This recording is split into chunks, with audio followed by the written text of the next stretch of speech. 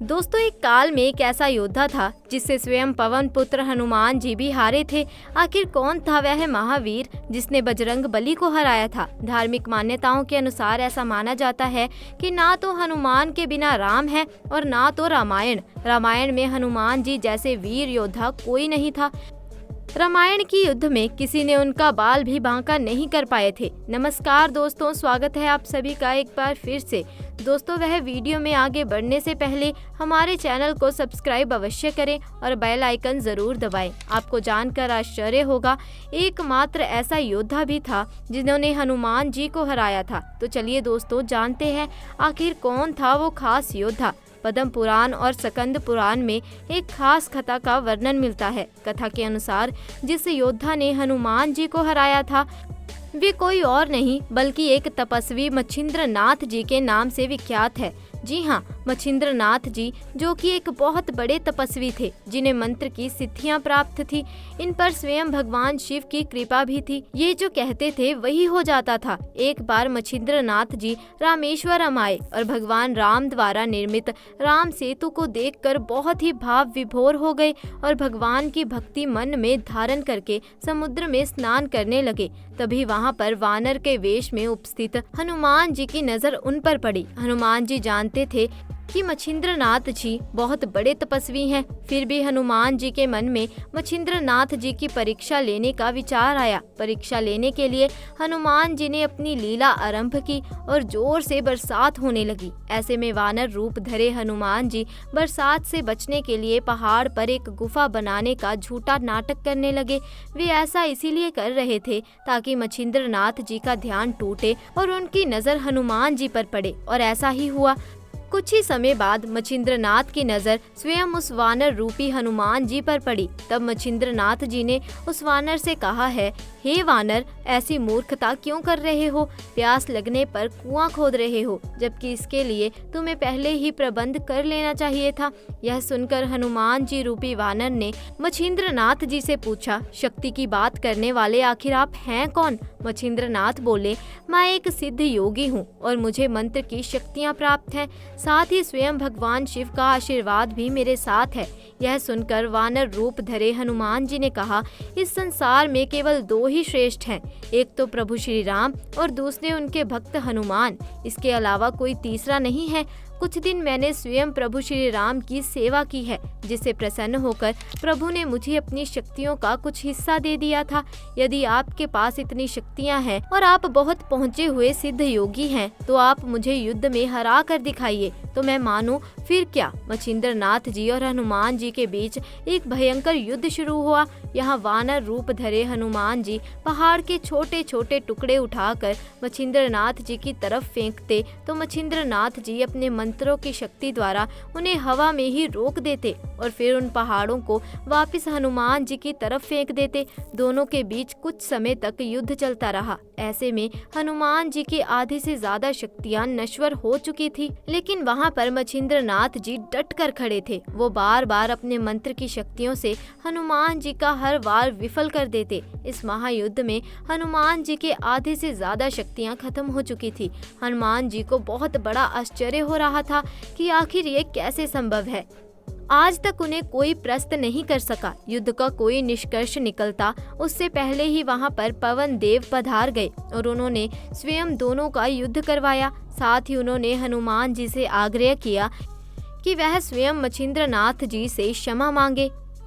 दोस्तों, इस प्रकार स्वयं मच्छिंद्र नाथ जी से हनुमान जी हार गए थे और वही एकमात्र ऋषि या योद्धा कहलाए जिनसे पवन पुत्र हनुमान जी की हार हुई थी। वैसे दोस्तों, हनुमान जी को तो मृत्यु के देवता यमराज तक परास्त नहीं कर पाए थे। आइए जानते हैं पूरी कहानी। जिस समय मनुष्य का जन्म धरती पर होता है, उसी समय उसकी मृत्यु का दिन भी प्रकृति द्वारा निश्चित कर दिया जाता है। मनुष्य हो या कोई अन्य जीव, सभी की मृत्यु निश्चित है।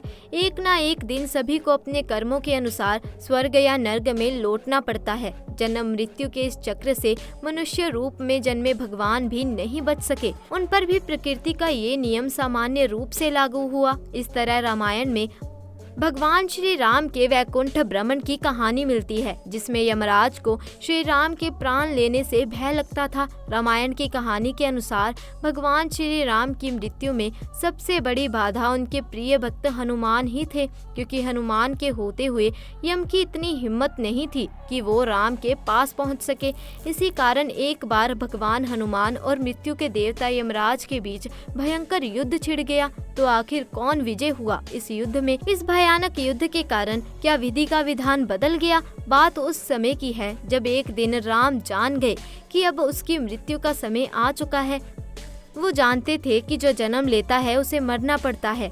यम को मुझ तक आने दो, मेरे लिए वैकुंठ मेरे धाम जाने का समय आ गया है। यम प्रवेश के लिए हनुमान जी को हटाना जरूरी था। इसीलिए श्री राम ने अपनी अंगूठी को महल के फर्श के एक छेद में गिरा दिया और हनुमान जी से इसे खोज लाने को कहा। हनुमान जी ने स्वयं का रूप छोटा करते हुए भंवरे जैसा आकार ले लिया और केवल उस अंगूठी को ढूंढने के लिए छेद में प्रवेश कर गए। वह छेद केवल छेद नहीं बल्कि एक सुरंग का रास्ता था जो सांपों के नगर नागलोक जाता था। हनुमान नागों के राजा वासुकी से मिले और अपने आने का कारण बताया। वासुकी हनुमान जी को नागलोक के मध्य में ले गए और जहां अंगूठियों का एक पहाड़ जैसा ढेर लगा हुआ था, यहां आपको राम की अंगूठी अवश्य मिल जाएगी। वासुकी ने कहा। हनुमान जी सोच में पड़ गए, वो कैसे ढूंढ पाएंगे, क्योंकि ये तो भूसे में से सुई ढूंढने जैसा है। लेकिन सौभाग्य से जो पहली अंगूठी उन्होंने उठाई वो राम की अंगूठी थी। आश्चर्यजनक रूप से दूसरी भी अंगूठी जो उन्होंने उठाई वो राम की ही अंगूठी थी। वास्तव में वो सारी अंगूठियां जो उस ढेर में थी वो सब श्री राम की ही अंगूठियां थी, सब एक जैसी ही थी। इसका क्या मतलब है? वो सोच में पड़ गए।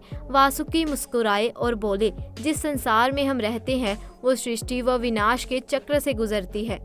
इस संसार की प्रत्येक सृष्टि चक्र को एक कल्प कहा जाता है। वासुकी की इन बातों से हनुमान जी जान गए कि उनका नागलोक में प्रवेश और अंगूठियों के पर्वत से साक्षात कोई आकस्मिक घटना नहीं है।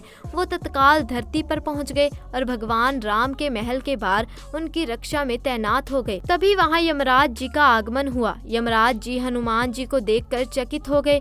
यमराज जी ने हनुमान जी से कहा, रास्ते से हट जाइए। हनुमान भगवान का अंतिम समय आ चुका है, मुझे उन्हें उनके धाम वापस ले जाना है। हनुमान जी ने कहा, मेरे रहते ऐसा कभी नहीं हो सकता। अगर आप अंदर जाना चाहते हैं तो पहले आपको मुझसे युद्ध करना होगा। यमराज जी ने कहा, अगर ऐसा है तो मैं आपसे युद्ध करने के लिए तैयार हूँ।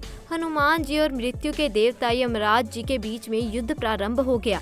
हनुमान जी ने अपनी गदा से प्रहार करना शुरू किया। यमराज जी ने भी बड़ी तीव्रता से उसका उत्तर दिया। चारों दिशाओं गदा की आवाज से गूंजने लगी। सभी अयोध्या वासी वहां एकत्रित होने लगे। चारों ओर हाहाकार मचने लगा। इधर यमराज जी और हनुमान जी का युद्ध विकराल रूप लेता जा रहा था। ऐसा लग रहा था कि हनुमान जी या फिर यमराज जी किसी न किसी की मृत्यु आज होनी ही है। हनुमान जी का गुस्सा अब 7वें आसमान पर पहुंच चुका था। उन्होंने यमराज पर बड़ी तीव्रता से अपनी गदा का प्रहार किया।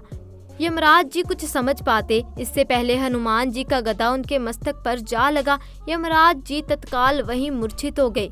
जब वो अपनी मोर्चा से बाहर आए तो उन्होंने देखा कि भगवान राम वहां पहुंच चुके थे और हनुमान जी भगवान राम के चरणों में थे। भगवान राम ने यमराज जी को उठाया और बताया कि मैंने अब हनुमान को मृत्यु का ज्ञान प्रदान कर दिया है। आप जब भी चाहें मुझे यहाँ से दूसरे लोक ले जा सकते हैं। यमराज उस समय वहाँ से अंतर्ध्यान हो गए।